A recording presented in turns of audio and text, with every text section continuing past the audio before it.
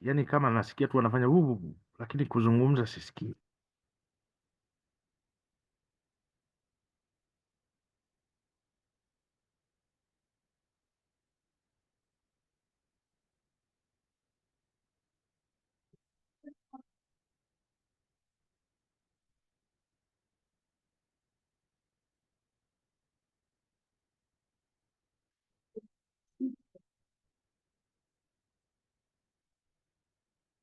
Eh,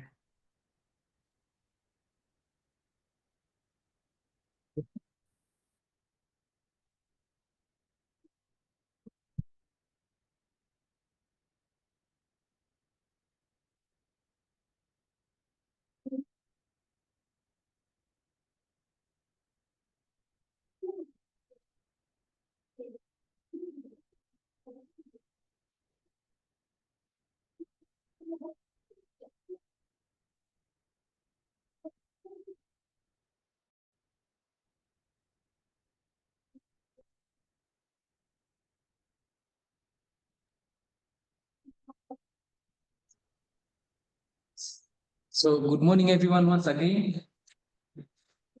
So Morning. we're going to start our meeting, the session for today. It is a session titled Unlocking Market Opportunities and also understanding the requirements for the China market access. So just to know who are here in the room, I will give a round of introductions so that everyone can introduce themselves and also to understand who is in the room and the requirements that we are supposed to have for today. So by introduction, my name is Jerry Peterson. I work for TAS, the Senior Policy Analyst, and I also have other colleagues who they're going to introduce themselves. Good morning, everyone. My name is Grace Mkinga, and I work here at TAS as legal and advocacy assistant. Morning, everyone. My name is Timothy Mlaga. I'm the acting general manager of TAS. We are distributing logistics, clearing and forwarding. Thank you. Good morning, team online and team at TAHA. My name is Stephen Tumaini. I work at Market Access Coordinator, TAHA. Karibu sana. Good morning, everyone. My name is Agnes. I work for TAHA as a customer relations manager. Good morning, everyone. My name is Saito Olen, and I work in the Market Access Office. Good morning, everyone. My name is Naishorudo Wavi from the Business Enabling Environment Department. Good morning. I'm Christina Buambo. Agriculture Officer from TPHA, Tanzania Plant Health and Pesticide Authority, in the section plant compliance and trade facilitation. Good morning, everyone. My name is Toa Baradi. I am working with the TPHA. The sale to the plant health and compliance trade facilitation. Good morning, everyone. My name is Katemani Dili, manager for plant health compliance and classification from TPHA. Okay. From TA's side, we have already introduced ourselves. I know from members who are online, we won't be have enough time to introduce each other, but I know most of you are either engaged in export of avocado, and some of you are also doing production of avocado. So I welcome you all, stakeholders from the avocado industry here in Tanzania and also in neighboring countries, to get a session on understanding what are the market requirements for the China market access. So just briefly, I would like to give out a snapshot of avocado industry in Tanzania, and just to have an understanding of the avocado industry and the important trends that we should know. Can you see my presentation? Yes. Yes, we can see. Yes. All right. So as you are aware that TAHA has the mandate of coordinating the industry stakeholders in the horticulture sector. We are in charge of developing horticulture crops such as fruits, vegetables, spices, herbs, flowers, and also now we are onboarding cocoa as well as the flower sector. So just to proceed from our side, we are also just some objectives, and also to understand the avocado crop in a nutshell is that globally the export of avocado is expected to grow by 20% in 2023. So it's around 3 million tons will be exported. And also leading exporters of avocado in 2023 are Mexico, Peru, Chile, Kenya, as well as South Africa. In recent years, we have seen that Tanzania has heavily invested, and there's a significant investment that has been done in the avocado industry. We have seen a lot of avocado orchards that have been established, which give us an advantage that soon we are going to be part of the leaders in exporters of avocado crop. And just another thing that it's important to understand is that the avocado sector is largely dominated by smallholder farmers, but we are seeing that there's also a large proportion of investors who are investing in nucleus farms, whereby there's a lot of avocado orchards that have been established. But also to understand that the production capacity in avocado has rose from 70,000 tons in 2021, and now it's almost 26,000 tons in 2022-2023. The other slide shows that top exporters of avocado in Africa. We can see that in Africa, we have Morocco, we have Kenya, South Africa, Tanzania is also in the list, and the list goes on as in Rwanda, Zambia. That gives us a snapshot on who are the top exporters of avocado in Africa. To proceed with my presentation, we have made some projections from TAHA's side to understand where we are and where we are going.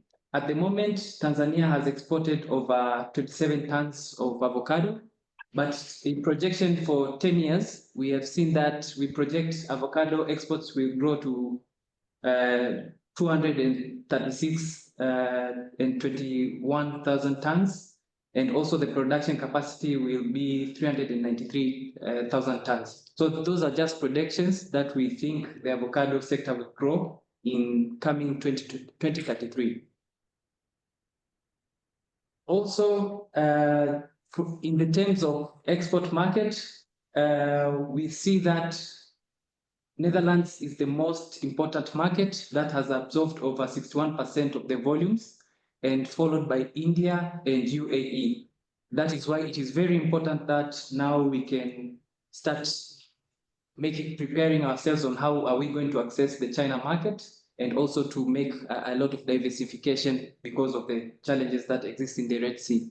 So those are the markets that usually the avocados are being shipped to. Just a snapshot on China. The China market is huge. We see that the China market in 2023, they have imported around 65,000 tons. And also projection shows that in 2033, we expect there will be a huge importation of around 451 tons of avocado will be imported by China. So this is a very huge market that we see, and it's a good opportunity for Tanzanians, especially the avocado sector, to grab this opportunity, to know and understand what are the requirements, and also get guidance from TPHPA on how to access this lucrative market. The existing challenges, we are not going to speak more here, but at least after our discussions and understanding from TPHPA, we're going to map out more challenges that are there. But we know that there's an existing crisis of the Red Sea, and also we know that we have over-reliance of the European market. And also we know that there's limited knowledge on export requirements of the China market. And also there's an issue of inadequate certified handling infrastructure that will accommodate ourselves so that we can access the China market.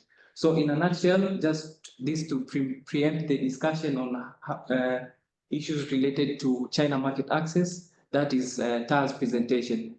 To proceed, we'll provide room for discussion after TPHPA's presentation, but I would like to welcome the Chief Development Manager of Taha to provide a welcoming remarks and brief opening remarks, and we can proceed with our session.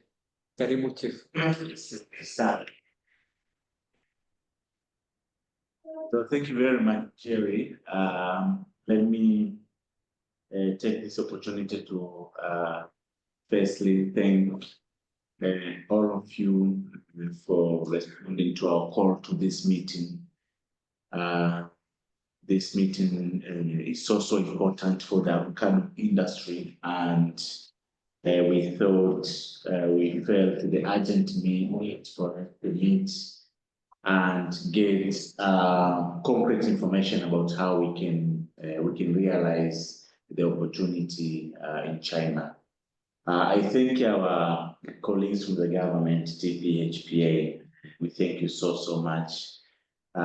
We know it wasn't long since we asked you to come to this meeting and guide us through the process of realizing the opportunity in China, but yet you responded, coming all the way from Dar es Salaam and the office here in Arusha. So we thank you so much.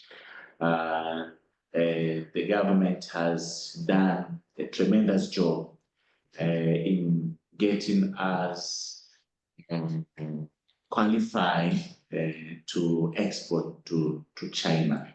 But I understand that still not every one of us knows the way. How can we go through the processes? We know there are some companies that have been confirmed to start exporting to China, but we still need further guidance from the government.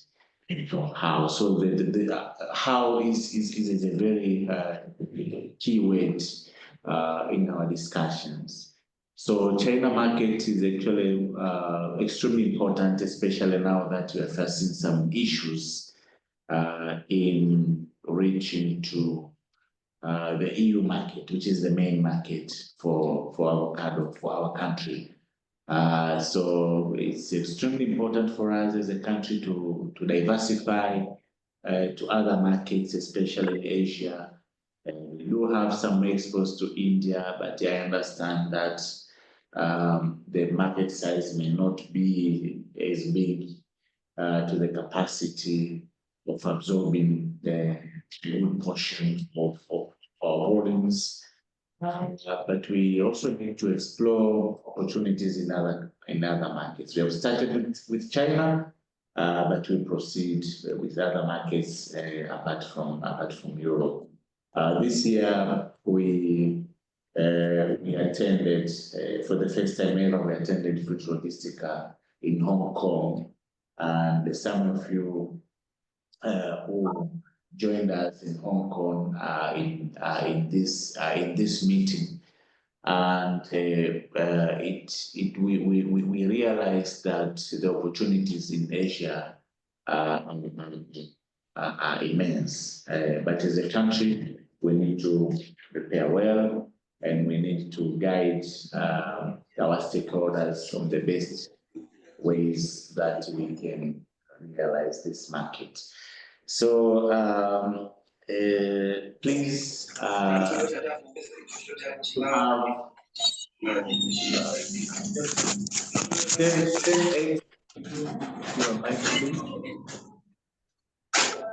10 minutes. 10 times.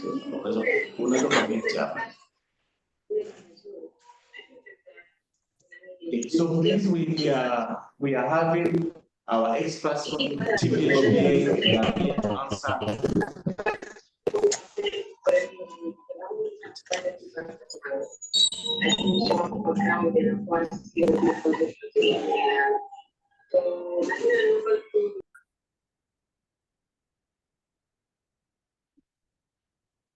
So our experts from TPHPA are prepared to answer all of your questions. And our hope is that after this meeting, we will have a clear way forward with regards to China market. So thank you very much. Jerry, back to you. Thank you very much, Mr. Chamanga, for the opening remarks. Now, I'm going to welcome Mr. Katemane from TPHPA to provide give us the presentation on the requirements of on how to access the China market. But also, if you have any questions in regards to protocol, please, you just raise your hand, and we are going to give you access to ask questions and also to respond. Please, I will make sure I need you to pay attention, and also I will require you to mute your mics so that you can we cannot have a lot of distraction. So just in case we start our presentation, let us mute our mic, and if you have any questions, we can reserve our questions till we finish our presentation. You can note them down, then you raise your hands, and we'll start giving access for everyone to ask the questions. Karibu, Mr. Katemane. Asante sana. Thank you very much, Jerry. Participants online, my name is Katemane. I work for TPHPA under the section of plaintiffs compliance, trade facilitation. And here is my team, Fahabalali and Christina Bwambo. Some of the experts that has joined us for the meeting. So market access is one of primary responsibility as a section, TPHPA. We are doing a lot of market access currently, trying to open more market for the petrol commodities to countries like China, which previously we were not able to export these commodities because of SPS issues. So as all you have heard, we have recently finalized the procedure for accessing Tanzanian avocado to the Chinese market. The program started back in 2000 when the Ministry of Agriculture decided to reach more market for avocado. And that the target was 4 countries, USA, South Africa, China, and India. So in 2020, we launched a countrywide surveillance, because for a country to be able to access a market, we have to present the so-called market access dossier. You have to provide information about the production of the crop itself and all the issues that is related to the production of the product. And to get this information, you have to conduct a countrywide surveillance. So we did a countrywide surveillance, and we developed a market access dossier. It's an official pest list that was the outcome of the surveillance, and we were able to submit this document to the target countries, the 4 countries that I've just mentioned, China being one of them. So over the 4 years, we have managed now to finalize the procedure for the 3 countries, that is China, India, and South Africa. We are in the very final stages to finalize with the USA. So what they do, when you give them the document, they conduct a PRA, a pest risk analysis, which they have to now to go through the document, see the pests that are present in Tanzania, which are not present in China, and when they finalize, they most likely identify the pests of concern that are likely to be introduced to China through the commodity itself, through avocado. So when they finalized the pest risk analysis, they came up with 14 pests of concern to China that were identified out of 68 that we submitted within our dossier. And the phytosanitary work plan is revised, and which was agreed with the JCC. JCC is our counterpart, is the National Plant Protection Organization of China. Of course, it's bigger, it includes the custom issues, but these are the guys whom we communicate with. And the main issues that was really identified in that assessment was the fruit fly issues in the post-flooding one. Of course, out of the 14, I think 6 or 7 pests are fruit fly and the FCM. So the plan included the requirement for surveillance, that we need to give them accurate information. We need to give them a program that will suppress the pests of concern. We need to give them information about where these fruits are being packed. Do we have traceability system in place? They put a mandatory compliance visual audit. This was the overview of the program, which is back in 2020. Just like, as JL said, the export of avocado from Tanzania has been growing. I remember when we started in 2018, 2017, we were exporting about 7,000, 8,000 metric tons. These are the numbers that we get from Artemis. From 2020-21 up to 2023-24, we are now talking about 36 metric ton export, and this is our data from our system Artemis. And with an annual FOB value of more than $100 million. And the main export countries are, as listed, Netherlands is the main importer. Now India has been also a good one.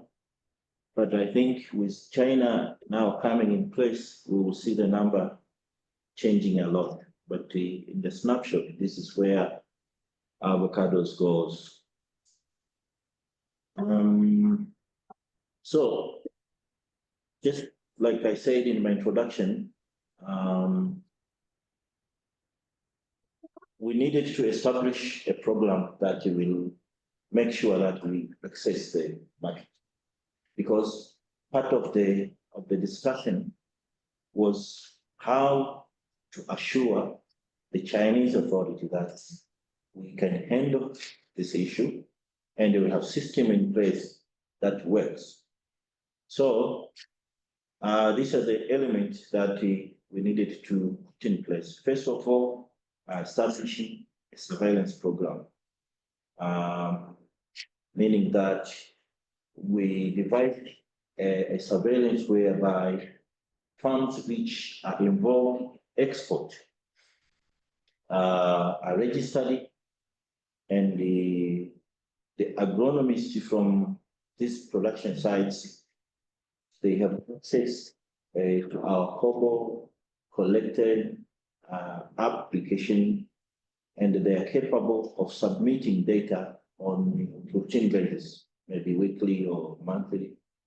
So with that, we were able to establish a network of farms with an incoming data on routine basis. And that was a good sign to our counterpart, because we were able even to demonstrate how monitor the pests in the farms in real time. So this was a very good thing. And the other thing that was required to be put in place, we needed a registration of the production side and the pack houses. So that was also it was also a very important aspect to be considered. We needed to have this registration. I think I will elaborate it more in my next slide. We also established a web toolkit whereby most of the information, the requirements, the registration, we put them in a web like access, so that whoever wants to access the information can easily access the information. I will show that one in my next slide. And lastly, we needed to put up a system with the traceability. With this, I think we have managed to make sure that whoever exports avocados from Tanzania must have the registration, must be somebody who is recognized, is registered, and our traceability. He has they must have the sticker that is attached to packages. So our inspectors at the border, they're able to scan the sticker with the QR code and be able to tell whether this guy is registered, if it's registered, what his status is, he working with, is he temporarily suspended. If it's suspended, the sticker will tell immediately, will not be able to allow the export of commodity. So this is what we've been doing. Now, the electronic surveillance that I just mentioned required farms to have traps that are put in an appropriate density, a forced absolute and a fruit fly. And the agronomists from these farms, they have to make sure that they exchange the pheromone lure at an appropriate time. Because sometimes you go to a farm to inspect it and you find that the trap has been there for almost a year and it's not trapping anymore. It's full of debris instead of catching the flies. So the traps, the pheromone has to be exchanged. If it's 3 months, the agronomists from the farms, they have to make sure that they change it, they clean, and when they record the number, they have to empty the trucks so that they can catch the next new round. So that we've been insisting that, and the data that we catch from the traps, we make them available, let's see, twice a month, and we get them, we submit, because we like the machinery that we have devised. So when you collect the data, we process the data and we generate the report. Down here, I think you can see since 2020, when we started collecting surveillance data from farms, we have managed to collect about 11,000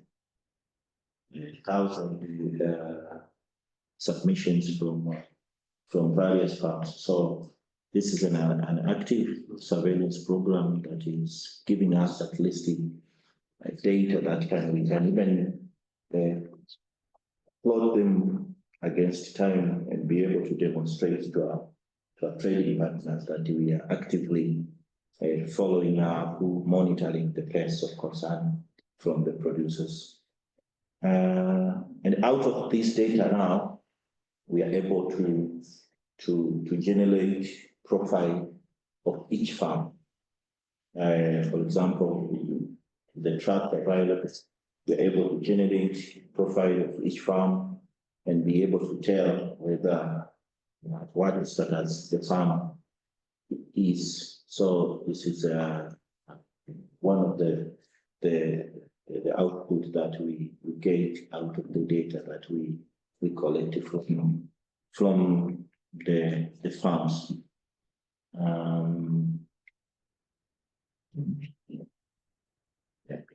It's lagging a bit. My next slide is so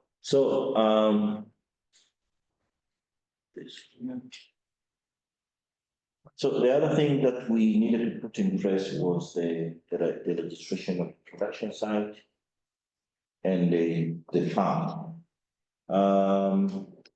So production site,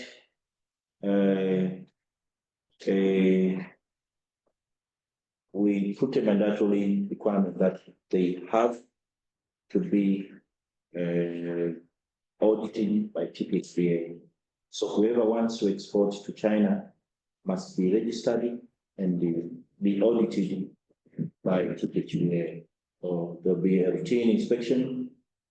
Farms which has a global gap certification are highly encouraged because it's a good thing. It's a complementary to whatever we do, routine basis. So it's easy to get a compliance from the farm which is global gap, which is employing global gap system than the farms which are not.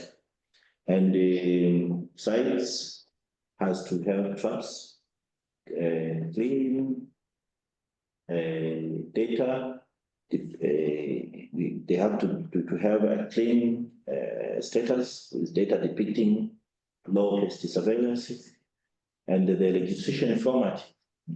Now, when we get all the elements, and now give them the registration. And this is the format which we register with the organization, region where the farm is, producer, initials, production site, and the serial number. And this is the production site, the stability that we use. And because we managed through the toolkit and we put it, we attach a status on it.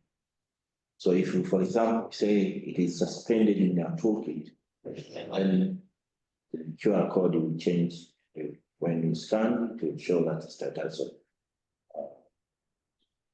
And the key issues that we concentrate during at the production site, we have to make sure that we monitor the pests.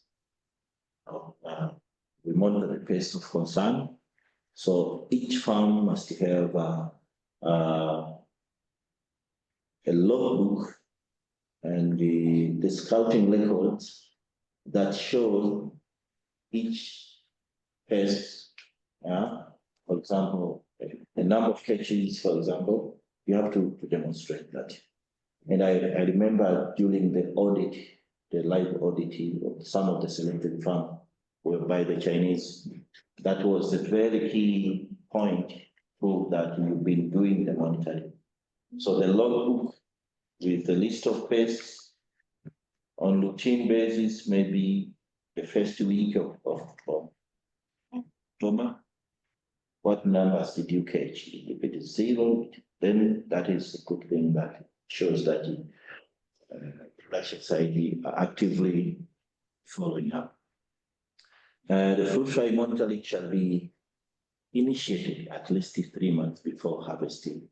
So at least we need to submit that data when we are recommending an exporter to the Chinese side. At least we need to have at least a 3 months data on the monitoring of the fruit fly, the first quarter of it. And the producer will maintain the surveillance by doing the routine submission. And because it's very easy, you just have to train the agronomist, use a combo quality, which is a mobile application. Yes. Just record the number, submit, and then we'll see the number straight. But the other thing which is very important at the production side, the farms, they have to make sure that the fallen fruits, they have to be buried or destroyed, removed from the production at least twice a week. I remember during the audit, we were asked to demonstrate if the farms are really doing the collection of because the fallen fruits are the ones which they act as a reservoir for the fruit fly. So you have to make sure that you remove fallen fruit from the farm. And the best way of doing, if you're not doing the burial, just collect them in a plastic bag, a black plastic bag. Close it tight, and then leave it on under the sun. Okay. So all the you'll die. That's the best of doing that. So suffocation. Suffocation by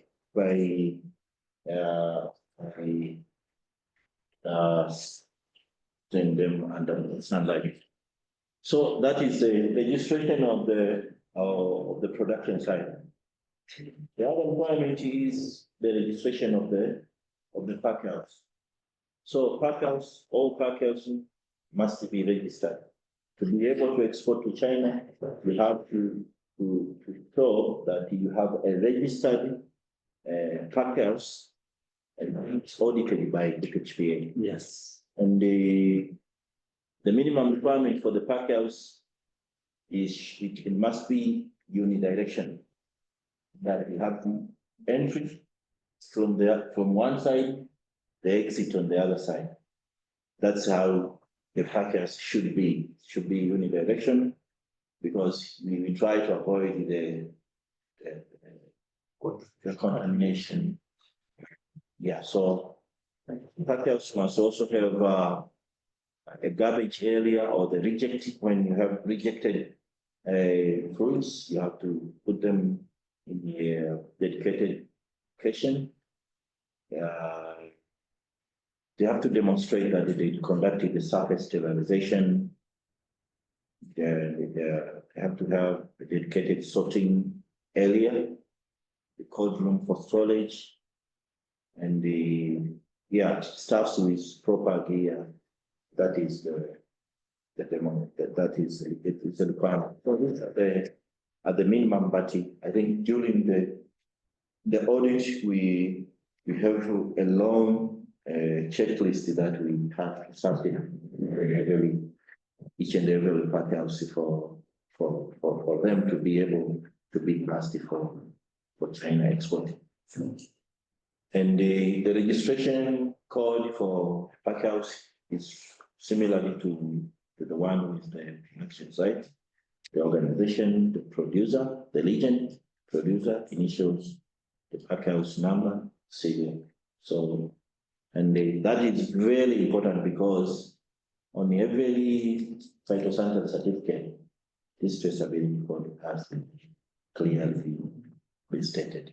So when you're exporting avocados to China, you have to clearly state the production site, traceability code, and the production, the pack house traceability code. I will show you the how that is done.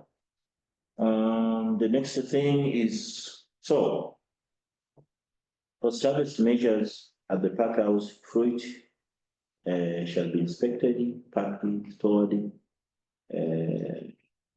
and be able to be certified free from the quarantine pest of concern. And during the packing, fruits avoid brushing, bruising of the fruits. Rejecting and overripe fruits shall be removed from the packing area, disposed at an appropriate area, and the inspection shall be conducted according to, we have our guidelines for the international standard for phytosanitary measure number 31, and with that we have to make sure that free from the pest of concern to China. We have to say that at the confidence level of 95%, at least 5%. So this is the inspection to be done. And should any quarantine pest of concern is detected, the consignment must be rejected, and they should not be exported to China. So the whole road that when we detect a pest of concern, that load, entire load that will be rejected. Fruit shall be free from leaves, plant debris, or any other organic materials. The fruit must be packed in a clean cardboard boxes, carton, or plastic trays. The packing material should not be of plant origin. So, for example, should not be used for that. NPPO shall ensure that the pack houses have defined a traceability system, just like the one just showed. So moving from that, we go to a certification, to the phytosanitary certification. So an importer should be a GACC pre-registered. So I know in other countries you just need an import permit. For China, it's different because they use the system of a product and they sign the product. Now they don't need to issue an import permit again, but they just need to know who is exporting. Is he recognized? So you have to get a GHC registration, and that is done through PHPA. I'll share the links how to do the application. But for us, when we receive an application from an interested exporter, we process the application, we contact the interested exporter, we conduct the inspection of the production side, pack house, and at the end of the day, we put up a list of recommended companies, and we send to JCC for them now to approve and make the list available in the JCC system. So, but apart from the registration, you have to get a phytosanitary certificate that is issued at the point of exit, and the consignment shall not be accepted in China, except that they have an original phytosanitary certificate. At the port of exit, we conduct inspection. Apart from the field inspection we do on routine basis, but also at the port of exit, we have to conduct inspection. But it's very easy to do an inspection on the port of exit when you have the history of the farm. Yeah. If the farm has been subjected to the routine inspection, then at the port of exit, I think it's just a verification, whatever has been failing at the farm. So we encourage to do the field inspection than waiting for the consignment. It might take a lot of sampling, and it might take a long time. Yeah. Yeah.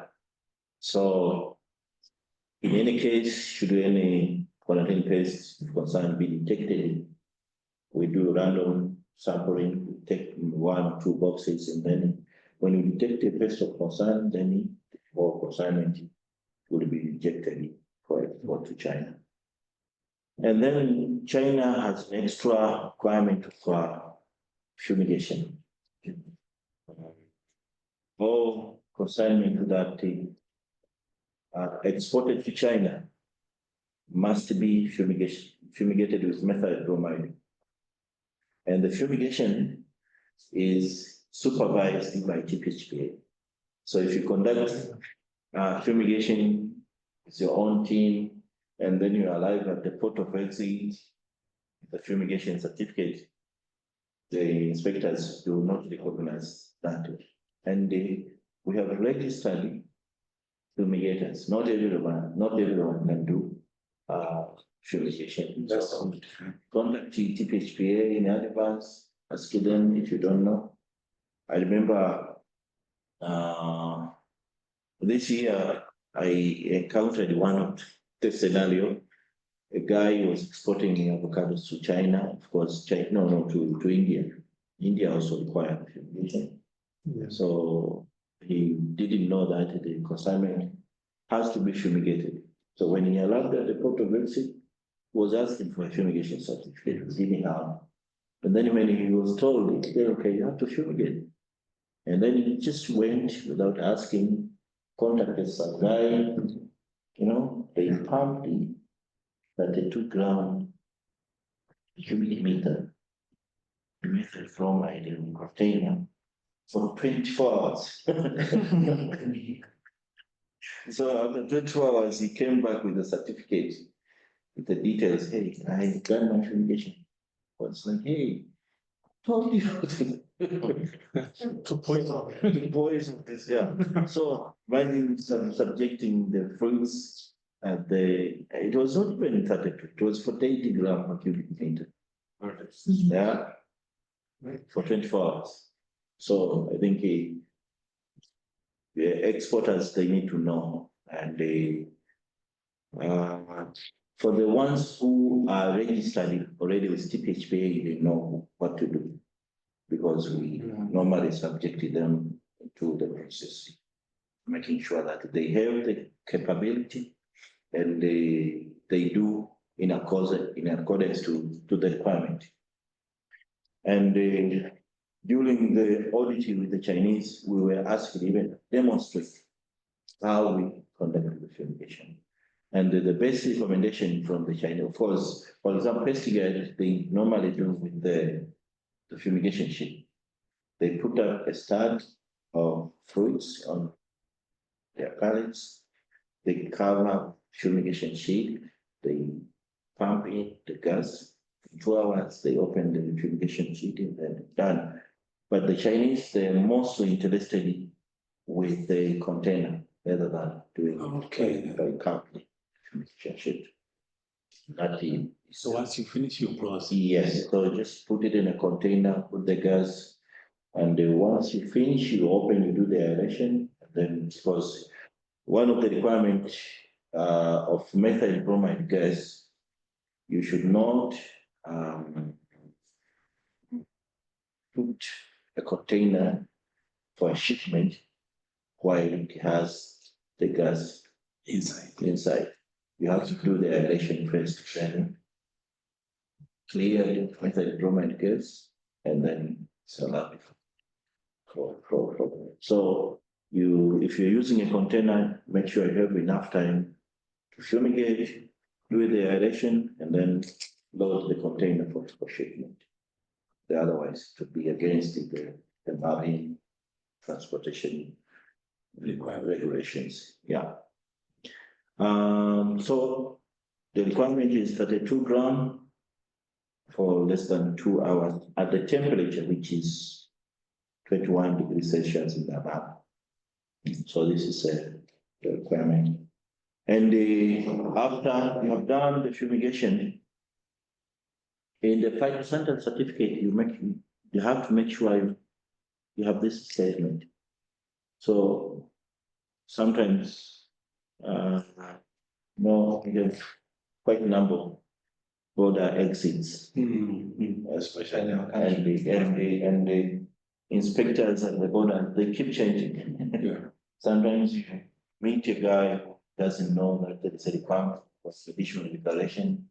They give you a phytosanitary certificate only to find that, oh, I was required to put up an additional declaration. So every phytosanitary certificate that is issued to export to China must have this statement, the consignment, the reference of the production site, and the pack out, and to demonstrate that it's free from the face of concern to China according to the protocol that was signed between the two countries.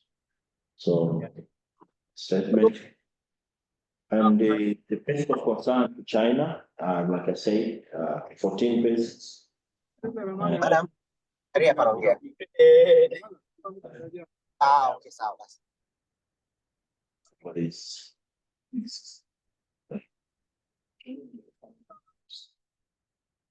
there's another one up.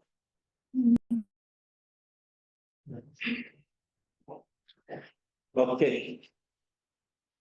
Participants online, please make sure you mute your mic because you're interrupting. So these are the pages of concern to China. So when you're doing the monitoring, you have to make sure that you have the record space at your farm. Just make a roster where you routinely record and give the data on routine basis. Like I said, majority of them are fruit flies, number 2, number 3, number 4, and the scolding more. So, and most of them are being followed by by putting up traps. The other one are scales are easy to manage, and at the FCM, which is number 12. So the other thing that we follow up is that you have to export mature with the right dry matter content fruits. So fruits must be harvested at the right maturity stage. The dry matter should be at least 25. And the NPPO in collaboration with the exporter, at least we now conducting a 2-week share test. Every consignment, we have to remain with the samples that we put them for ripening testing, just to make sure that the consignment that was sent 2 weeks ago it was with the right matured fruits. I remember during the audit with the Chinese, they prefer fruit with high quality. So make sure that you are choosing the fruits the highest quality in order to fetch the good price with the Chinese. So there is this compliance inspection and the JCP pre-registration that in the protocol on Article 80, the Chinese, they put up very clear that when we start implementing this protocol, with the assistance from TPHPA, the compliance inspection must be carried out to confirm whether or not management of avocado that has to be exported to China is inconsistent with the with the requirement of the protocol. That's why we need to register, do the inspection, so forth. And any cost that is relating to that is now borne by the exporter. So we have put up a link for whoever wants to export avocado to China. You can access that link, and once you open the link, for example, if it's a farm or the pack house, so once you open that link, you just go to a place to this button, open, and when you open the link, you will be prompted into a form that you'll be required to fill in the information that is required. And once you submit it, receive it from our side, process it, we arrange for physical inspection, and then after everything is cleared, we make a list that we recommend it to China. So it's easy, get the link, register, submit, and then we will send you the inspectors to your location, and they will be able to finally give you the recommendation to the Chinese side. One of the challenges that we're facing now is that the Chinese are not responding on time. So I submit a recommendation, and it takes to month to get the final approval from the Chinese side. And I have a team here dedicated for that, so I think we'll be able to fast track so that we make sure we more exporters for providing to us in China. The last things that I talked about, we have a toolkit for avocado, and we have the collection of information that exporter and producers they can use to learn to educate themselves for whatever requirement. And when your registration is complete, we put you in the list of registered exporters and outgrowers in that list. And it's here where when we suspend, we change the status here. And we have mitigation measures, which is a very good site for that. So you will be able to mitigation measures, various space of concern. We have deleted that very clearly. We have inspection manual, how to conduct the inspections. So this is a very good website for producers, and give you the compliance requirement for various markets, including China. And we have done the audit by the GCC, which was done virtually. And it was done because they were not able to send the team because of the COVID team. But we have a website of all farms which have been audited by TPHPA with their videos demonstrating various procedures. So this is a very good website, and we shared with the Chinese. And of course, the conclusion was that the management of most of the farm good, except the ones which we have already contacted them. So the other thing is about packing and labeling. The packing materials for avocado shall be new. Like I said, plastic. No packing materials or plant origins. Each box of avocado shall be marked with the sticker in English or in Chinese. This is the detail of the sticker. So whoever wants to export avocado to China must have this sticker with the QR code, with the traceability code, the two traceability code for the production side and the package. So I think in a nutshell, this is all I can say about China. And if there is any question about anything, we are here to respond. Thank you very much.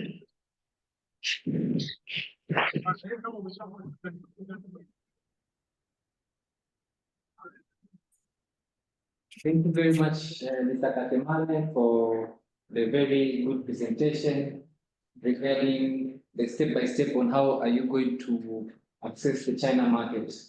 I think it has been an informative session. We have heard that if you're a farmer, there are also requirements that you should follow so that you can also be audited and get access to the China market. If you own a pack house, there are also steps that you should follow so that you can collect some of the consignments that will access the China market as well as the exporters. So I welcome participants who would like to ask questions. Please raise your hand. I'll start with here at Taha first, then we can proceed with the ones online. Please raise your hands, or if you can write your question in the chat box so that I can read, then we can start responding. Thank you very much, Mr. Katiman and the TPHPA team, but also a member online. I see a good number, 56. If all are exporters, our job to China will be very easier. Mine is because I have nothing to add on that, but I just want to insist because we all work under TPHPA. And because TPHPA here is just to add on what he already presented. I've noted these 60 very important things. One, do not, remember Tanzania, we have 2 seasons for avocado. So do not ask TPHPA to register a farm during the harvest season. My friend, that will give us, I think, a hard time or a rejection. Number 2, you must have all registration, because I've received a lot of questions, people saying that I have the license of export. So can I get an avocado from a registered farm? So I've noticed today that you have to qualify, you must have a registered farm, a registered pack house, and inspected and got the license from TPHPA. So missing one of those, you are not qualified. Yes. The fumigation is also important. And the fumigation is what is. Number 3 is the pack house already. Number 4, I'm happy that we have now a web tool. Very, very good. But also be careful, avoid buying or importing avocado from neighbor country that will distort our market. We understand we have a plenty of borders where also our neighbor country, they also grow avocado. And sometimes our seasons are colliding. So a hard work from the Ministry of Agriculture, hard work from TPHPA, hard work from our president and the Taha can be damaged with one container. I've seen that. We are in the industry. When you go to Rusumo, when you go to Mtukula, when you go Namanga, you found a cross-border of cargos from our neighbor's country want to export it through our country. So I think, I trust TPHPA, they're going to work on us.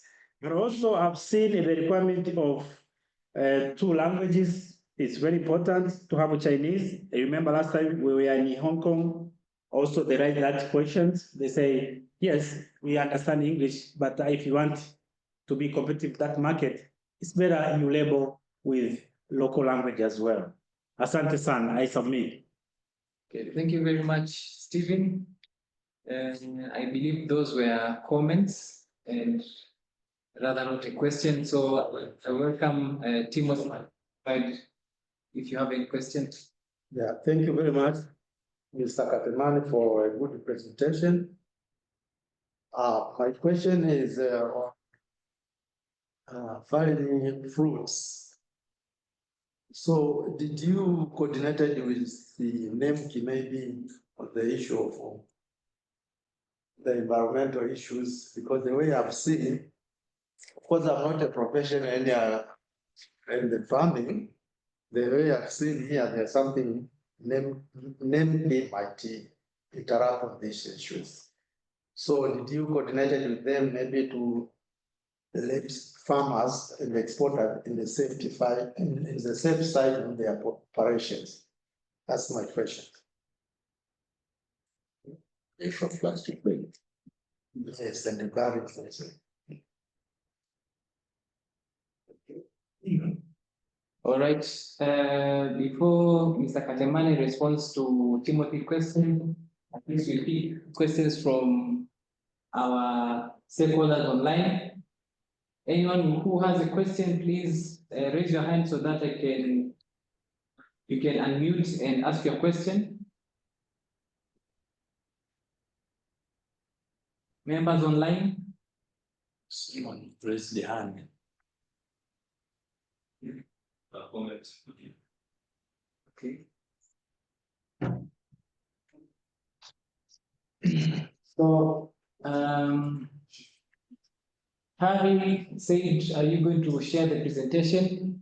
I believe TPHP will share with us the presentation. I will share it with you. Please use this time to register your names in the link that I provided in the chat box. Register your name, your email address, also your phone number, so that we can share the presentation. And the location. And also, yeah. Location. So please check the chat box. You'll see a link that has that you should register for you.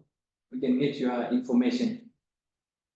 Okay, another person asked Cloud, regarding the second element on pack house, do you provide support in terms of guidance or capacity building for businesses navigate the process, especially in obtaining necessary government approvals? Yes.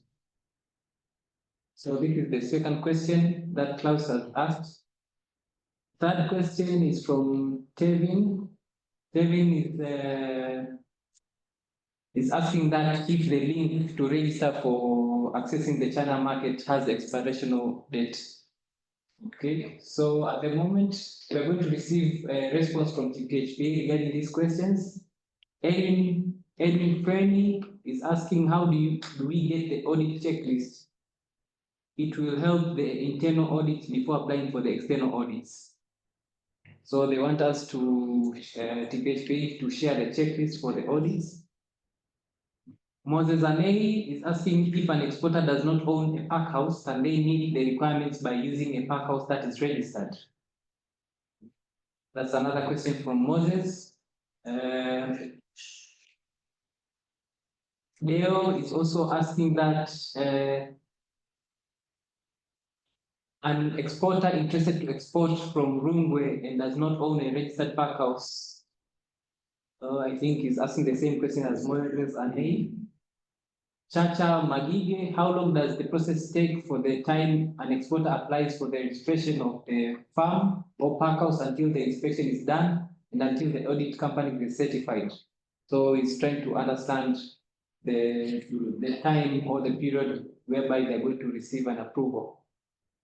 Jason is asking, does China require global gap, or it is only helpful because it upholds many of the same standards? They did not get that point clearly. So he wants to understand accessing the China market, if global gap applies, and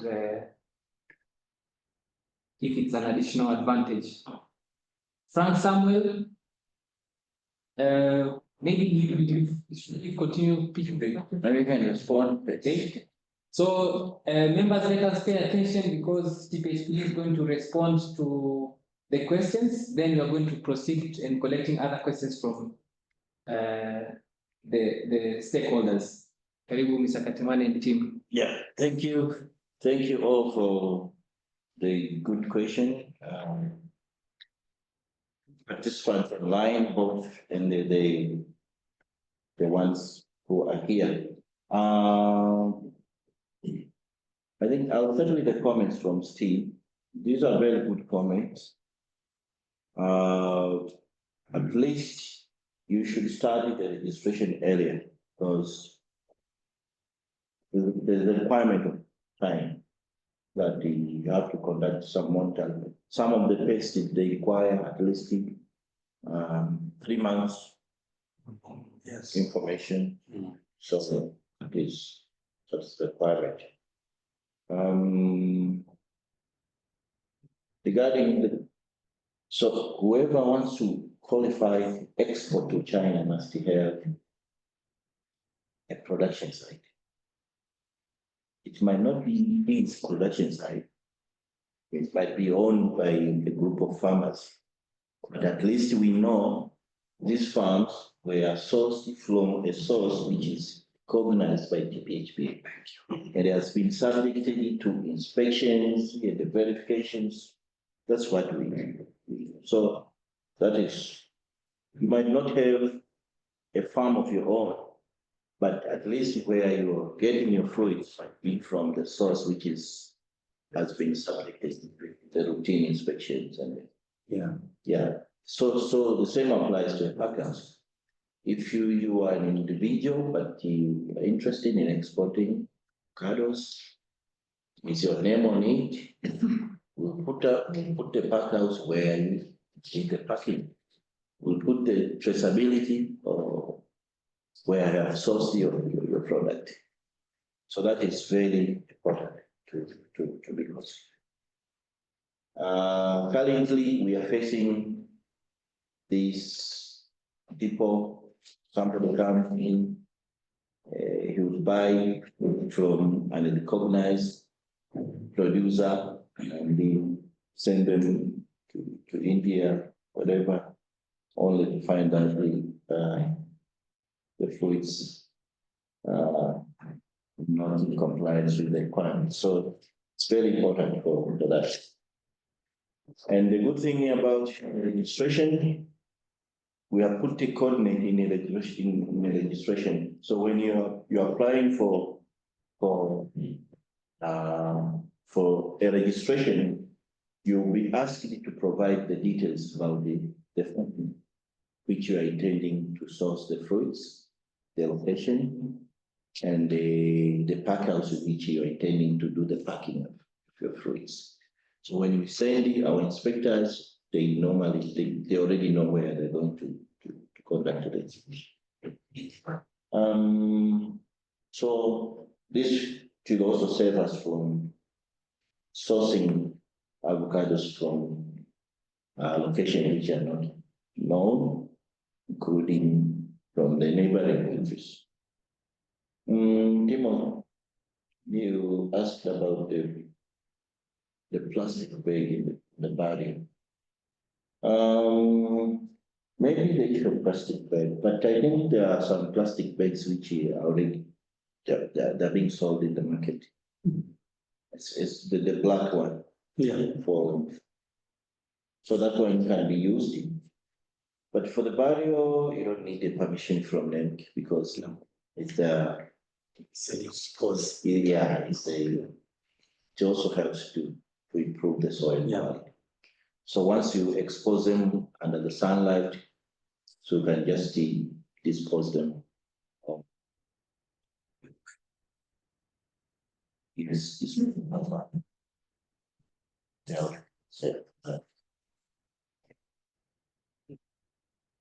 And for the supports, do we provide support for the packers, at least to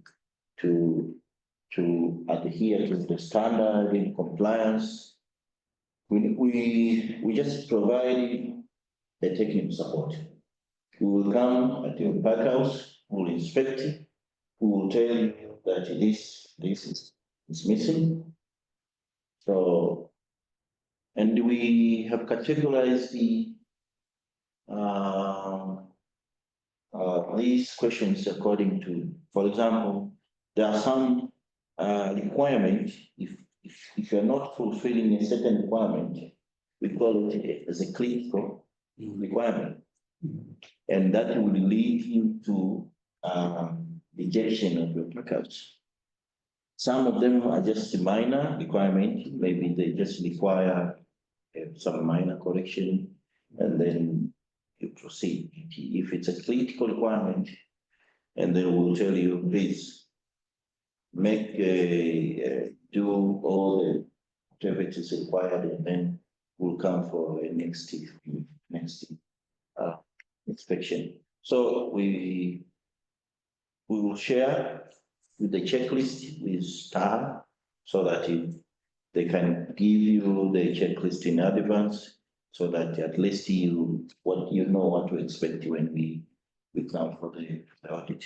Thank you very much. Yeah. And so the other question was, I think I've already answered. If I don't have packers, do I qualify for the export?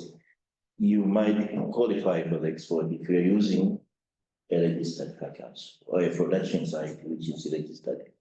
And whatever we put in a phytosanitary certificate is the traceability code of the packers which has the registration interest, or a production site which has registration.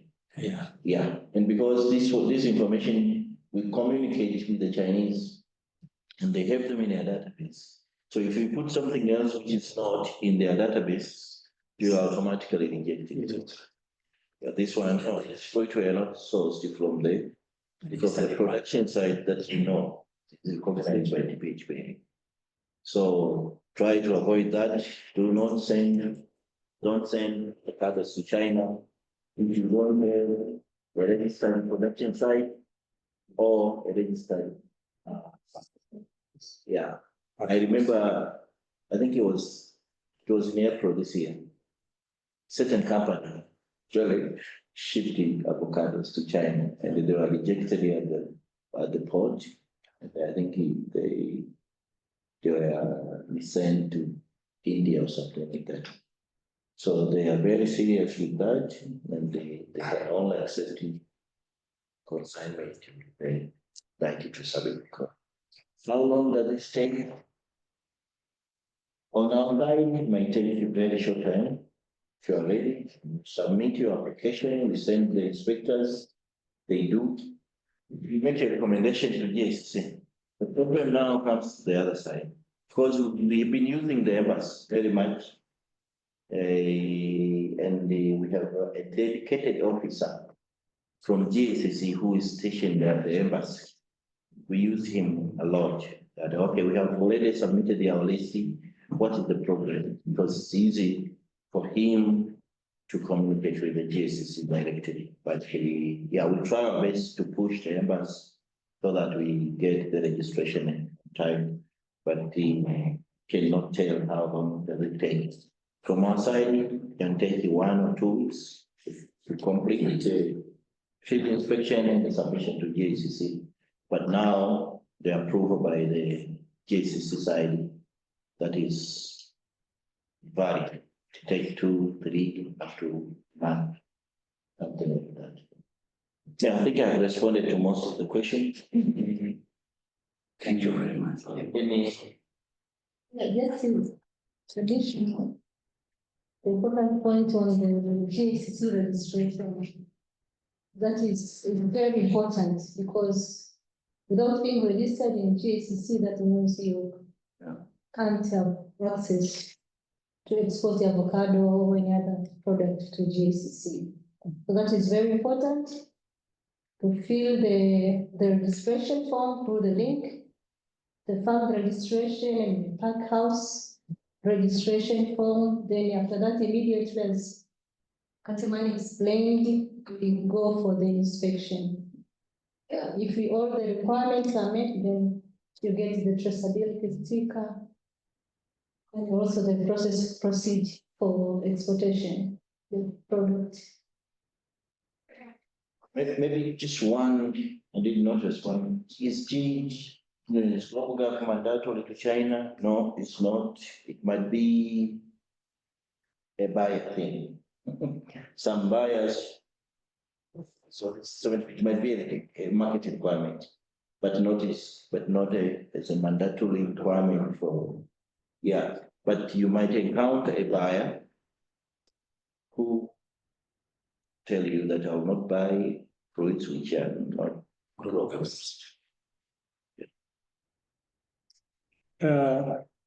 Sorry, Jerry, I want to add a bit. Last time there was a lot of questions when only 3 companies qualified during the report from China. I think now the technical officer advanced at that. You must have, you find yourself have a capital, millions of money in a country, but if you have no farm, you have no pack house, you won't qualify for China market. So if you want your brand to be featured in China, you must have, let's say, a group of farmers registered, but not, as we say, do not register them during the harvest. Make sure you have them, you know the history.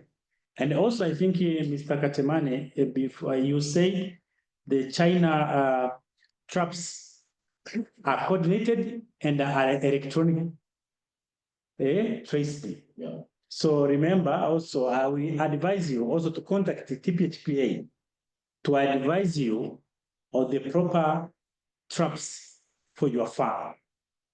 Our phone are ready and we are very close with the TPHPA.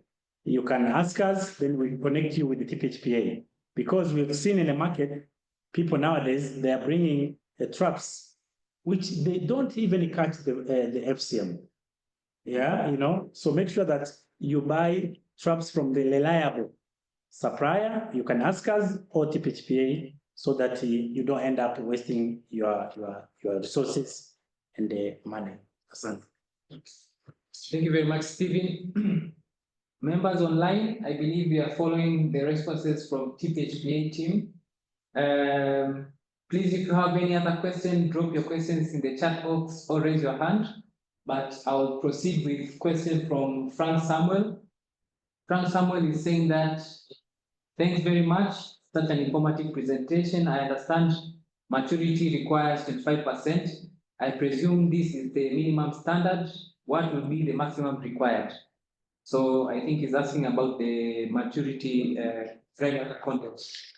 Yes. Members online, we are going to share the presentation with you. So please go through the link that I've shared in the chat box. Register your emails and your details so that we can have your email addresses and phone numbers so that we can drop you the presentation. Please do that as we continue with our questions and discussion session. Another question is from Raphael Kithome. Regarding registration of farms or production sites, would it not be better to concentrate on pack house registration because due to the small size of farms, it does not make export size consignment pre-farm, something like that. Also, another one they're asking about the presentation. We are going to share the presentation. Please register yourselves in the link we have provided. Hari Zidadu, if the main harvesting season starts in January, can we apply for the certification of PS and PH now so we can start exporting to China in January? I think TPHPA is going to respond on this. Maximilian Ntende, thank you for the presentation. Since most of the exporters do not have their own avocado farms, mostly buy from individual farmers, how do we going to deal with the multiple farms registration from various exporters in one farm? Also, that is a question to TPHPA regarding registering individual farmers. I know most of the exporters are sometimes they're sourcing avocado fruits from different farmers, so it's important to put that into attention.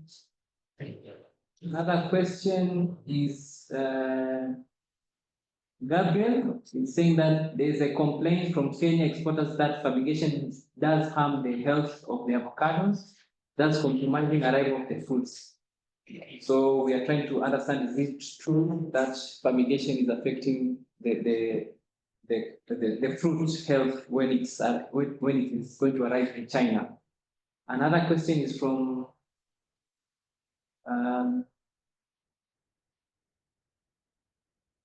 we're going to share the presentations, just register online, repeating again. Dale is just is retaliating point raised by Raphael above. Production site registration will require technical support or knowledge to farmers due to the fact that most farmers or production site may not have the knowledge. Okay. Okay, another question is from Edwin, is asking that most of exporters are still done most of exports are done via Mombasa. Are we reaching a point that we utilize Dar es Salaam port? Okay. This is my question for GPA. I think maybe also this question can be addressed by Taha Fresh General Manager, Mr. Timothy Mlaga. Okay, another question is from Newton Maina, Avocado Solutions. He's saying that have thought of the impact of the quality of fruits caused by fumigation at high temperatures, 21 degrees, then lowering the temperature to 5 degrees, while those fruits are supposed to be kept at a lower temperature after harvesting, processing, and exporting. So I think this is an issue of fumigation. Maybe I can let TPHPA respond, then I continue with the questions and clarifications. Yes. Yeah, I'll try to respond to the questions posed. The issue of dry matter content this is a minimum one. And regarding the maximum, I think that one has no limit. Depending on whatever the buyer wants. Yeah, so that one is an individual arrangement with the buyer, but at least dry matter for minimum requirement is 25%.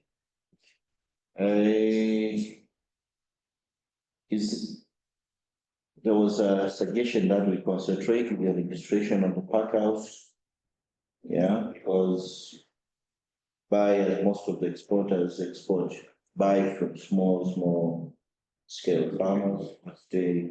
But if we concentrate on production on pack houses, yeah, and we are not regulating the producers, we'll end up with fruits which are not in compliance with the requirements.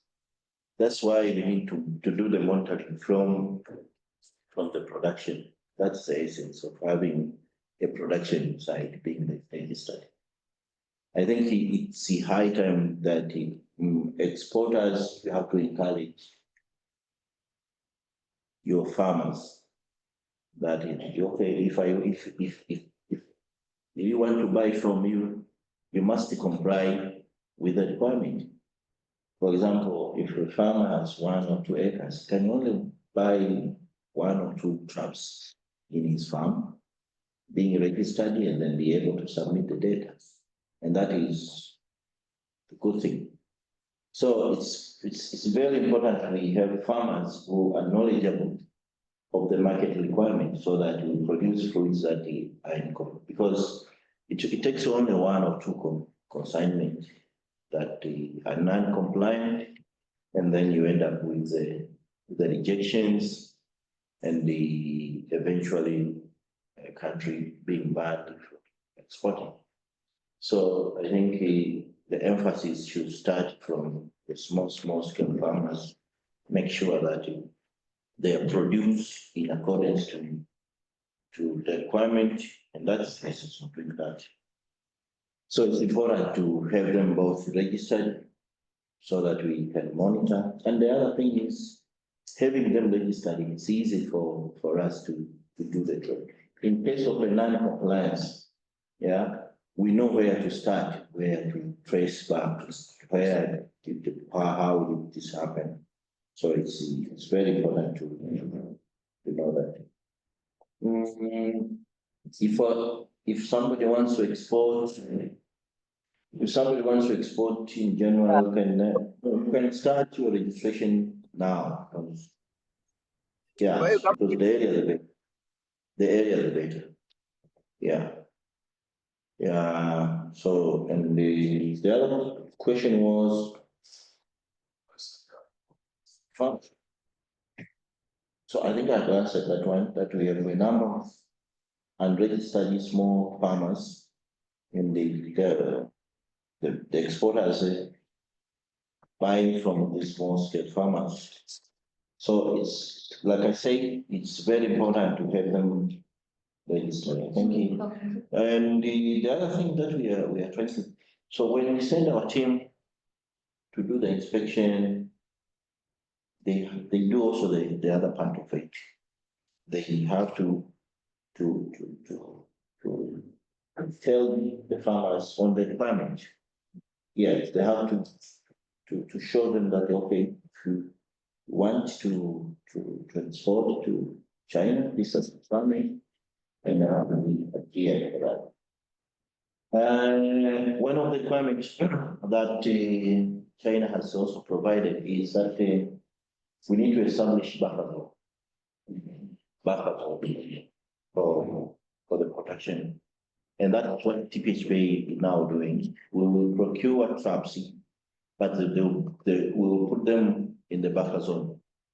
So we identify maybe an area where production is being done. We put traps in that buffer. That will be all. That will be managed by TPHP. But it's also a responsibility each and every producer to have traps in their farms to make sure that they have the records in their farms.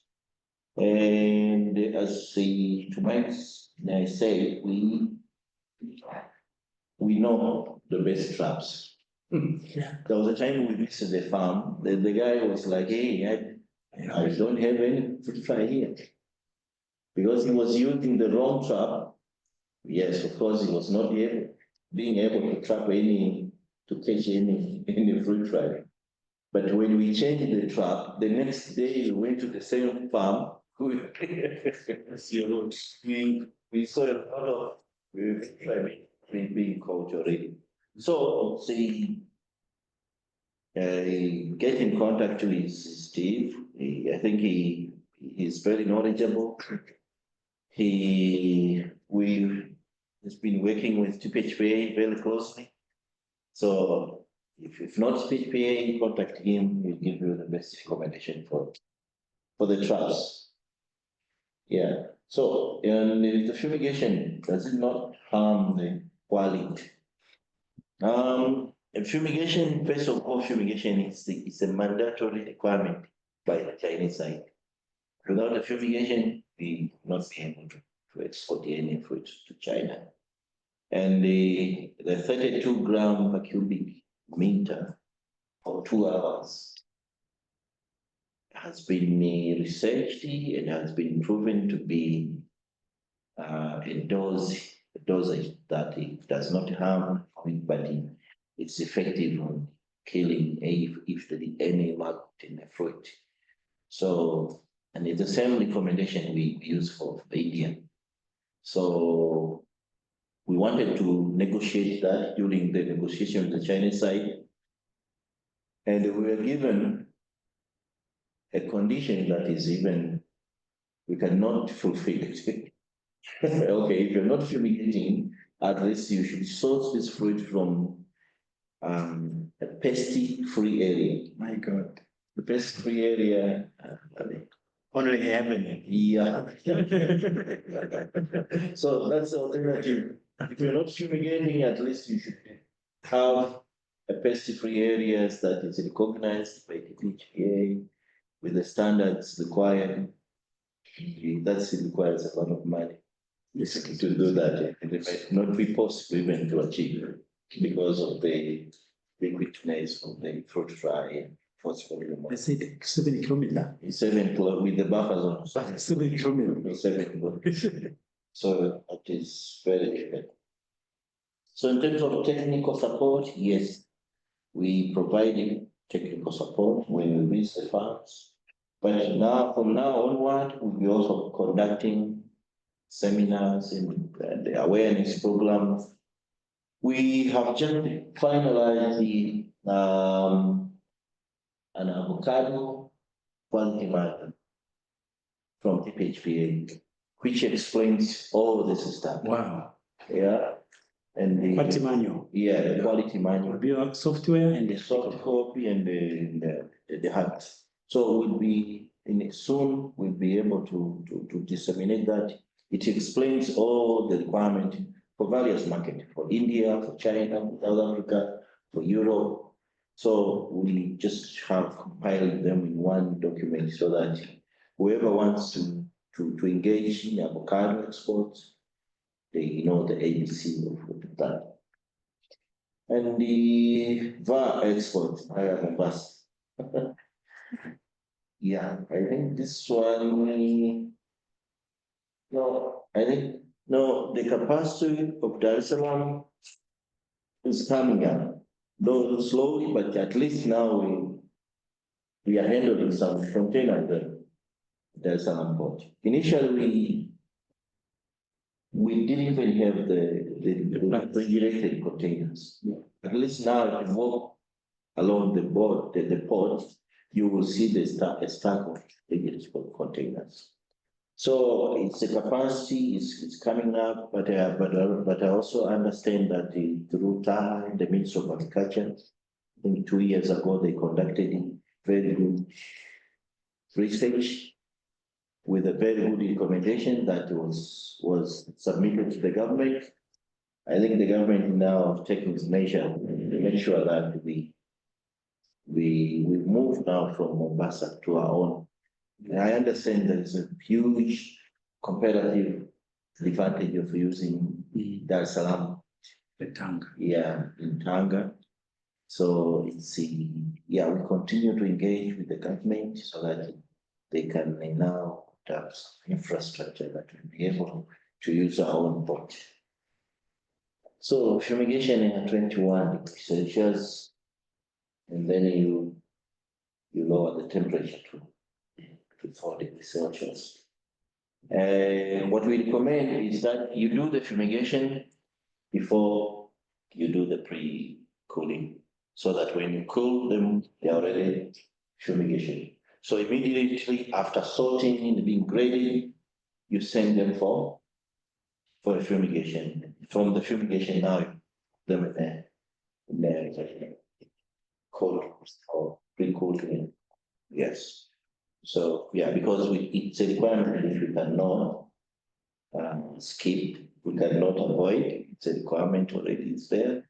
So we just have to adhere until maybe there will be another alternative fumigation. For now, at least if you want to send avocados to China, India, we have to fumigate. I think Sanjay.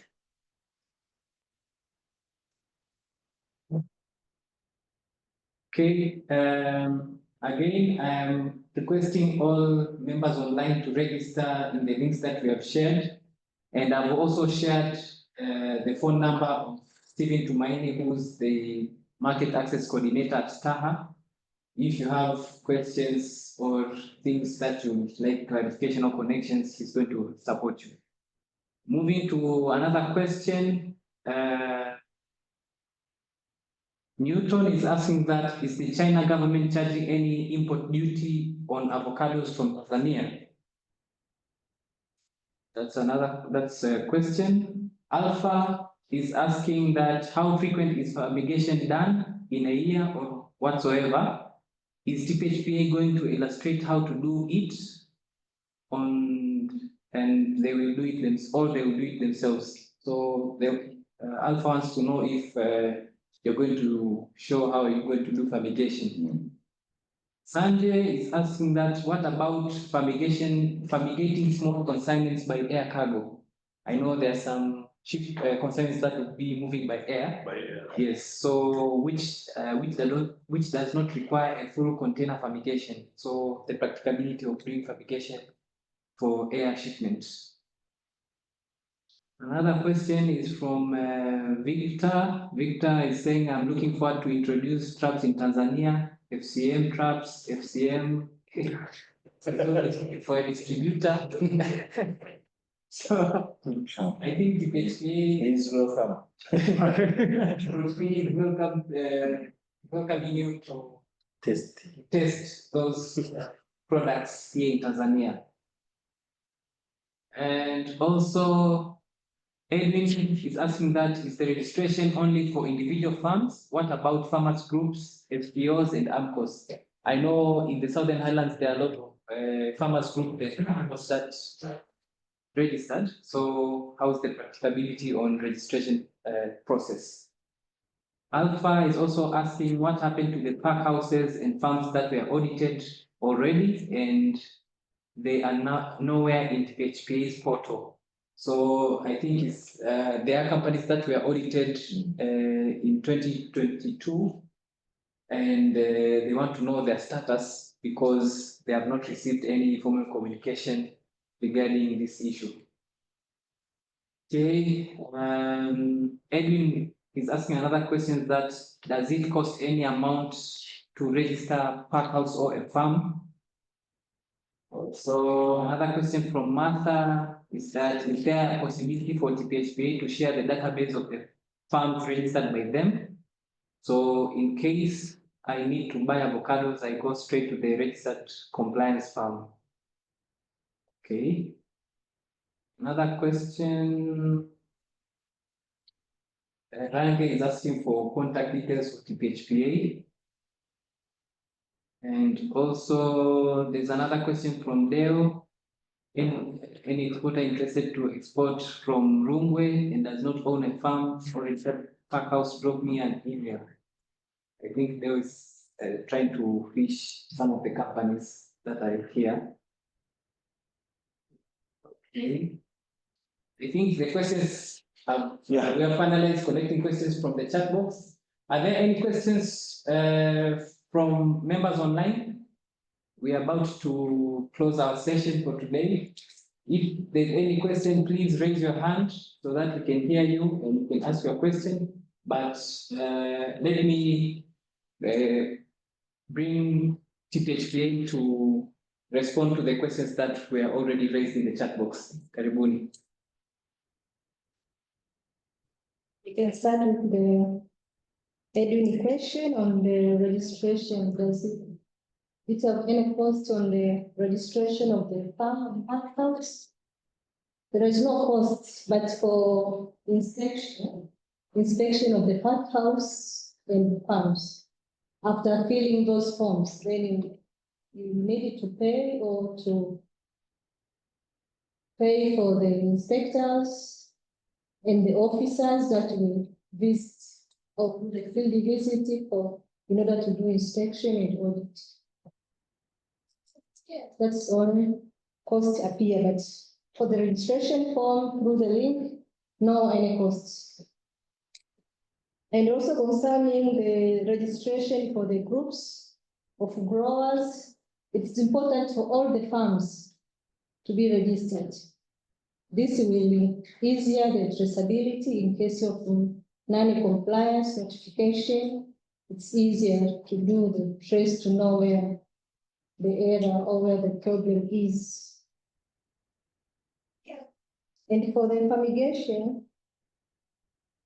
already Katimani explained this. If there is any harm concerning fumigation, if fumigation is very appropriate as recommended, there is no any harm. It's a benefit because the avocado will meet the requirement. It's a mandatory requirement, so the avocado will meet the requirement, and then it will ease the process of exportation. Thank you. Maybe on top of what Christian just said, I think the group farm, the group registration, we recommend the group registration because, you know, if you're working in a group, it's easier for us to manage than going with an individuals.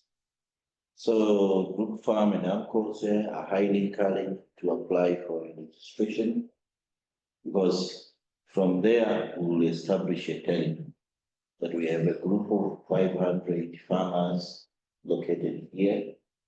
And then it's even easier to organize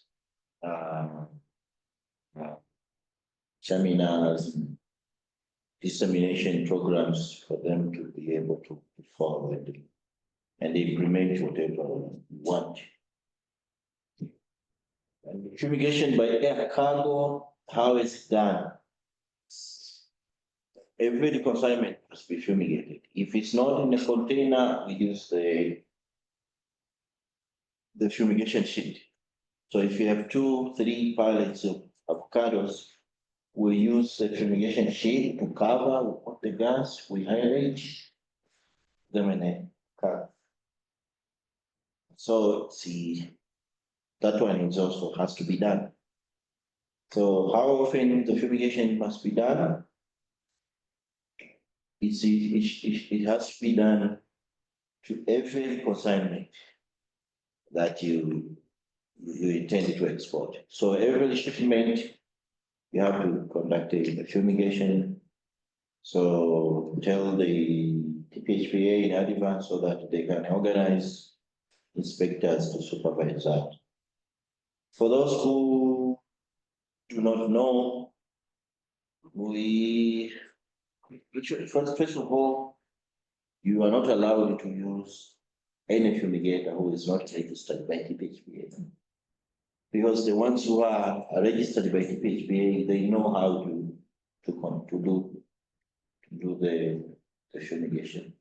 But if an individual or farm or company wants to know how fumigation is done, we are also ready to demonstrate that. So we can always be there to show how fumigation and proper fumigation is done, or what are the elements of a successive fumigation. So it's important to know that.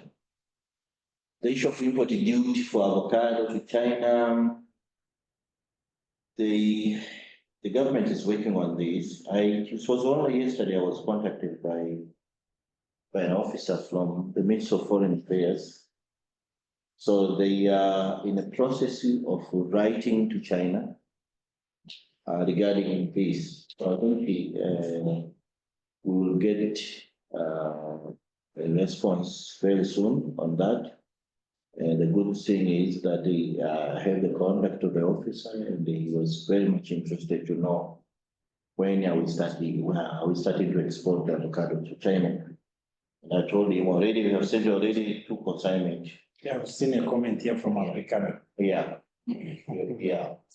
You have sent consignment already to China, and it was successfully accepted by the Chinese authorities. So, so it's good news. For the issue of import duty, we will get a clear response on that very soon, and we will share with the Taha. I think Taha will also share with you. There's no cost of registration, like Christina said. The only cost that you incur is for the inspectors to get to a farm and be able to do that. Sharing the database of registered farms by TPHPA so that whoever interested can just go direct. This one is also possible. Find a proper platform for that, especially for the group registrations. That one can be shared. Registered uncles and group farms, that one can be shared. But even as we can share. Yes. We have a group registered with the global gap, Yeah, so we can share. that one can be shared. It's a very good thing. You know who you're buying from. Do they have the registration or not? Contact you from TPHPA. We'll put that in our presentation. So when we share our presentation, you'll be able to get the context if you require. I think we have exhausted. Sorry, the one question asked was about the status of the farmers who were expected. Yes. The status of the farmers who were inspected before, they do not need to go through the inspection again. This is a list. I have 11 companies here already compiled. So we have already written a letter for submission because they went through the inspections and they were approved with their traceability codes already being assigned. So these 11 companies who went through the process, they will not go through the inspection. We just submit the company, China. Yeah. But they're not supposed to stop. No, Stop taking care there. submitted to a routine inspection, but not for an inspection for registration. Yeah. Thank you very much, Dr. Another question, I think, to add on the registration status, Chacha Magigi is asking that what were the main reasons for many companies which were part of the first batch auditing process, but did not get certification or approval from China market. Only 3 companies got successful certified. So it's trying to ask what were the reasons and if they can learn from there and make improvement. Yeah. So I know that we submitted 11 companies as a first batch for companies that we thought TPHPA are qualified to export to China. But because China wanted to do an audit with the virtual audit, they selected randomly the 3 companies. Actually, there were 4 companies selected out of that. And the ones who were selected from the list of 11, they are the ones who were subjected with the virtual inspection. I remember and it was live inspection. So we were doing a live. If they want to see something, you have to show them through Zoom. So after completion of the process, one company was not qualified because they were not able to demonstrate some of the key issues. For example, the issue of traps. They were asked to show the traps for phosphorus remote and the traps for fruit flies. Yeah, they were counting them. Yeah. The other thing was that they did not have the scouting records in their farms. See? So there were several reasons, but I think TPHPA is ready to work with anyone who wants to know the requirements so that so out of 11, the ones who were subjected to the audit, they are the ones who qualified directly. So the remaining ones, we just needed now to do a submission through recommendation. And that's what we are doing now. Because now China will not do any virtual or physical inspection, but they will rely on our recommendation because they know we are compliant.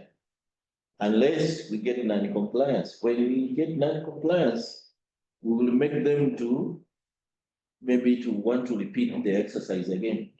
But if TPHPA recommends and everything goes smoothly, the Chinese side will not need any other physical inspection or virtual inspection because TPHPA is doing on their behalf. So the remaining out of 11, we are submitting them just as a recommendation, and they will be registered for export very soon.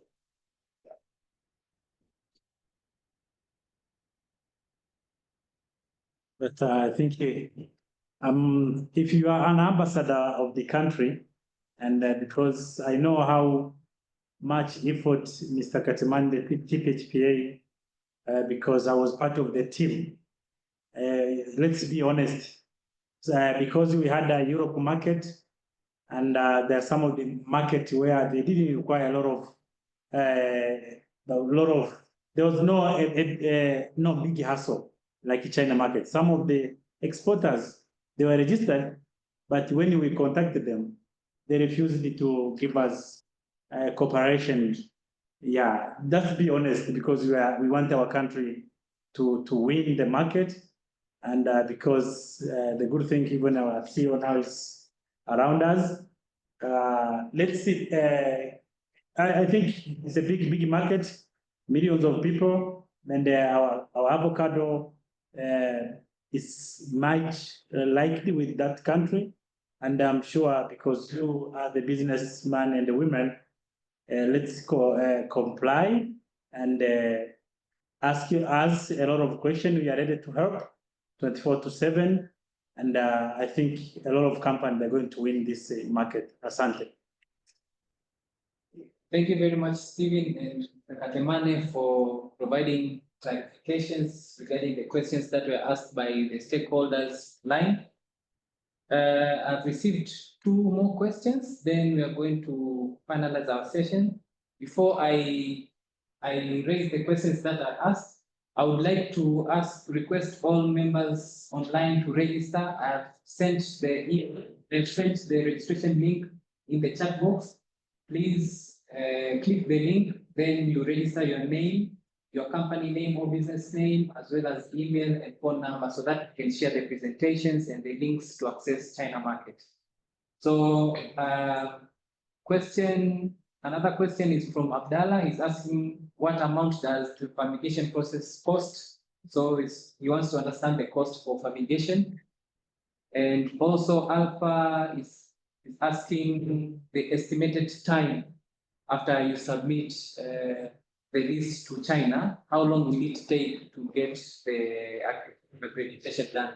So just an estimate to know, and if it is a bit shorter period to get these documents. Those are the 2 questions. Then we are going to wind up our session for today. Yes, the cost for fumigation, so the agreement with the service provider. It's approved. Yeah, but the only thing we do at TPHPA, we approve the service provider that they meets the minimum requirement, fumigate, has the facilities, has the expertise. Yeah.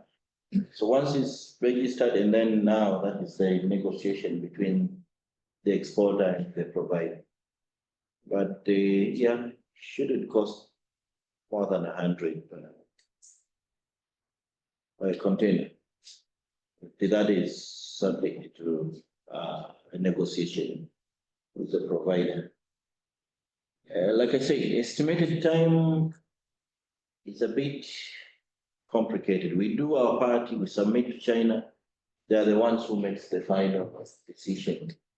And you can only know that they have made their decision by they share the link with an updated list. So the next time we see a link with the new companies to export avocado to China, we know that, okay, now new companies who are for export to China. But we do our best through the embassy, we push, we have contacted the embassy, so it's, yeah, we are always in contact with the embassy. Whenever there is an agency intervention, we ask the embassy to do that. So, but like Steve has said, we are in a very good relationship with China, as I can say, because we've been working with China, different crops. We see the way China is responding to our request, the fast tracking of issues.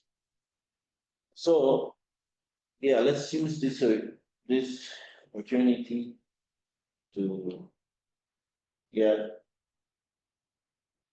Okay. Thank you very much, HPA team. I have a few announcements before I give the mic back to Chief Development Manager of TAHA to give us the closing remarks. The announcements, I have a few announcements. One is regarding participation of Fruit Logistica 2025. I would like to raise this to the online members that TAHA will, and Ministry of Agriculture will be participating in the Fruit Logistica in Germany on 5th to 7th February 2025. So this is a huge opportunity for avocado stakeholders to grab this opportunity and also share your interest if you want to be part of this delegation that will be participating in the Fruit Logistica, so that you can meet buyers and importers of avocado who are coming from different countries and different places in Europe and beyond. So please use this opportunity to register. I will drop down the name and email of our membership manager, Loveness. And if you are ready, you can keep in touch with her so that you can access, you can be part of this dedication. Another point is regarding China market access. I know most of you will be interested to access the China market, but it will be very important for you to reach out to TAHA or to PHPA. And most of the companies that you would like to access the China market, please make sure that you inform TAHA so that we can have the names of your company, what you do, and also we can facilitate the process in collaboration with PHPA. This is a very big opportunity for avocado stakeholders in Tanzania to grab this opportunity and we start exporting avocado to China. We have heard that this a company has already shipped 2 consignments, so this is a good opportunity for Tanzania to make sure that we push more volumes to China and we diversify our markets to to China. So with those announcements, I would like to welcome Anthony Chamanga for closing remarks. Karibu, Mr. Chamanga. Thank you very much, Jerry, Katemani, and TPHPA colleagues. We thank you so much for your input into this meeting. It is now more clearer than ever about how we can be able to reach Chinese market.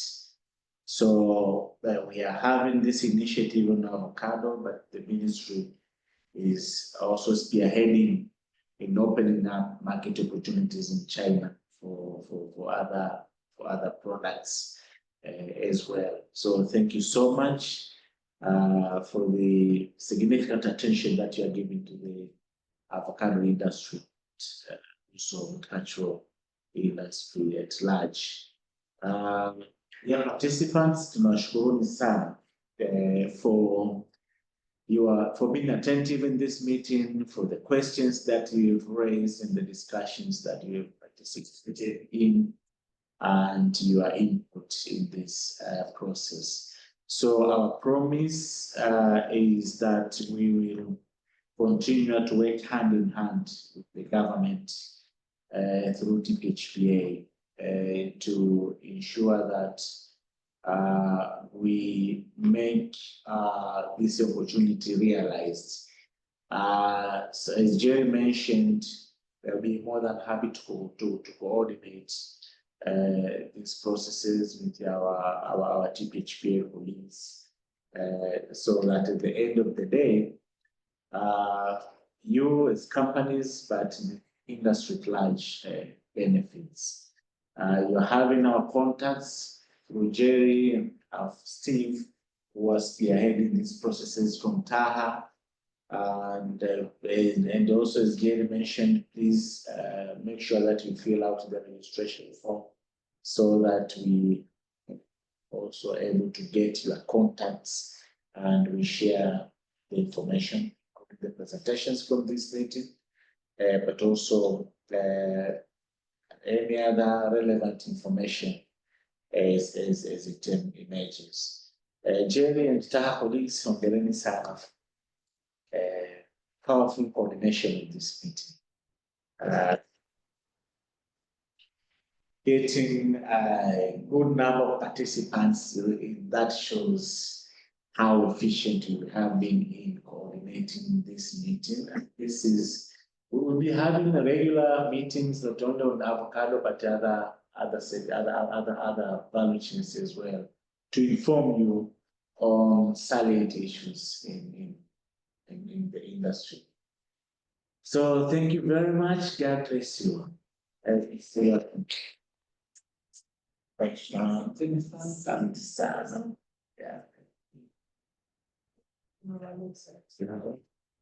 So we are done with our session for today. Wishing you a good afternoon.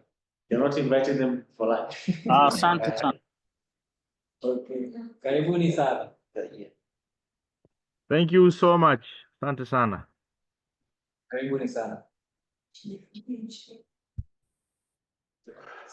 Thank you very much. Cheers, see you next time. Small. Wow. Leo tumemaliza kazi ya mwaka huu. Yeah.